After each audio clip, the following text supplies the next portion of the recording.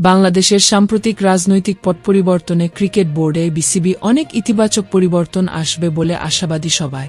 সেই সঙ্গে অনেকে মনে করেছিলেন আওয়ামী লীগের দলীয় প্রতীকে নির্বাচিত সংসদ সদস্য হওয়ায় সাকিব আল হাসানেরও কপাল পুড়তে চলেছে। কিন্তু সাকিব জায়গা করে নিয়েছেন পাকিস্তান সিরিজের টেস্ট দলে। সোমবার সংবাদ সম্মেলনে সাকিবের দলে জায়গা পাওয়ার বিষয়ে ব্যাখ্যা দেন বিসিবির প্রধান নির্বাচক গাজী আশরাফ লিপু। সাকিবের ক্ষেত্রে রাজনৈতিক বিষয় আমলে নেওয়া হয়নি বলে জানান তিনি।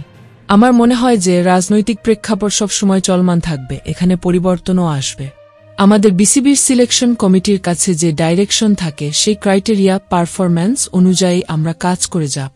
লিপু আরও বলেন, সাকিব আল হাসান অবশ্যই বাংলাদেশের একজন টপ প্লেয়ার। আপনারা ফোন করেছেন অনেকে, আমরাও ভেবেছি ও একজন রাজনৈতিক ব্যক্তিত্ব, খেলোয়াড়। তার সিলেকশনটা হয়েছে খেলার মেধার ওপরে। সেক্ষেত্রে আমরা যা করি তাই করেছি। আগামীতেও আমরা প্যানেলে থাকলে মেধাটাকেই গুরুত্ব দেব।